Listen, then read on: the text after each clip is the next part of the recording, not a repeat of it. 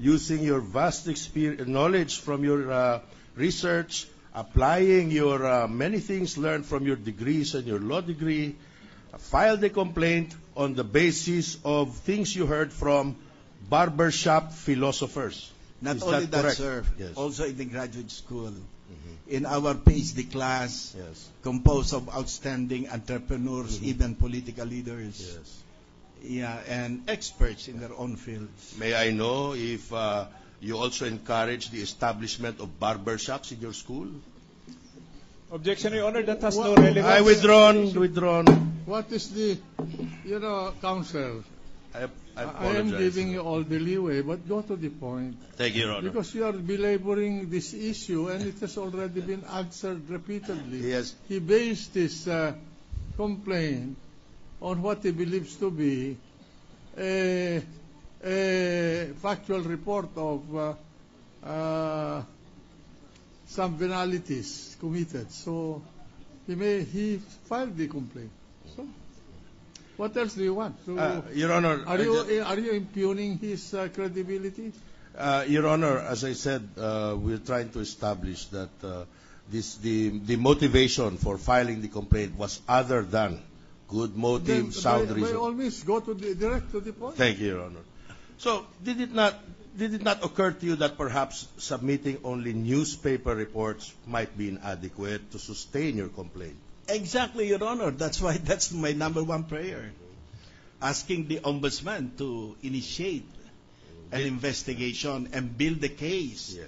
And gather conclusive evidence if there are such things. Did you bother to investigate these newspaper reports yourself? No, sir. I'm busy, actually. Yet you found time to file the complaint on the basis of newspaper reports which you did not verify on the belief that the Ombudsman could build up a case. It took me only 1 hour, Your Honor. I dictated it to my secretaries, and I asked my paralegals to go to the Ombudsman to file it. May I know, Mr. Santos, did you weigh the possible consequences that this would have as an imposition on the workload of the Ombudsman? That's why it took me a long time, Your Honor, because I won one case, administrative case, written by the Chief Justice when he was still in the office of the President. I'm a little bit confused. I thought it took you 1 hour. The writing, Yes. the dictation of the complaint, but it took me a long time to think whether to file it or not, because I won one administrative case with him as ponente during the time of President Ramos. He was still in the office of the Presidential Legal Council, headed by then Attorney Antonio Carpio. By the way, Mr. Santos, you will agree with me that there is no allegation of any ownership of dollars or dollar bank accounts in your complaint. It's very apparent. There's no. There is allegation. none. You have no knowledge of any dollars or dollar accounts owned by the Chief Justice. Direct and personal, no knowledge. All right. Now, I'm curious because in your verification, it is dated, if I'm not mistaken, the document on the date that you signed it, or as it appears to be, 13th of February, 2012. Is that correct? It would appear on the top portion of the third page. Could I explain it, Your Honor? No, I just want to know if you see the same. Yes, because it was filed twice. First, when we just had 2 exhibits, and then the third exhibit came out, so we included the third exhibit, and we had it amended and filed again. So this is not the original, the first complaint. Is this the first or the second complaint? It's you can consider it as the same complaint. You mean it was identical to the first one that you filed? Yes, sir. We just added the exhibit C, C1. You know, the last exhibits. Right. Because Right. after it came out, we decided to include it. So at the time, the dollar account was not yet in the front pages. Thank you. So the second time that you filed it would be the document that I showed you, the photocopy. Fifth, I would like the witness to please confirm that I am seeing the marking correctly.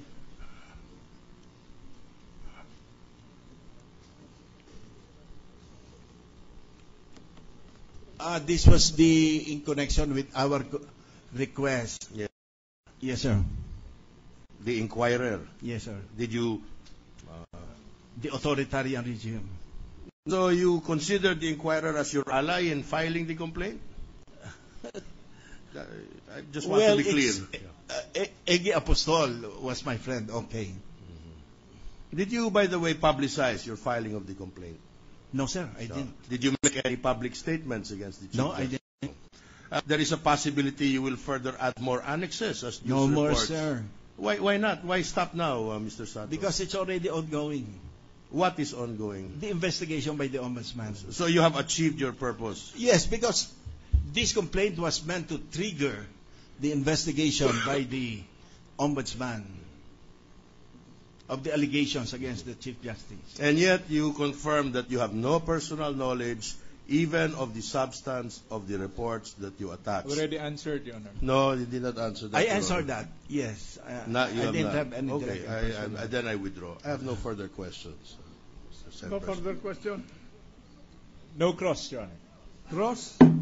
No cross, Your Honor. No cross-examination. Okay. Well, what's the pleasure of is there anyone among the senator judges who wishes to ask question? If there's none, Senator Estrada, Mr. President. the gentleman from San Juan. Good afternoon, Attorney Santos. Is your school still open for business? Excuse me? Is your school still open for business? Oh, there is a closure order by the CHED, but I appealed. So it is in limbo, the closure order. Why While it is was on there a appeal. closure order, Attorney Santos? Actually, it's in violation of the administrative due process. Can you, The team that inspected the school made some list of deficiencies. We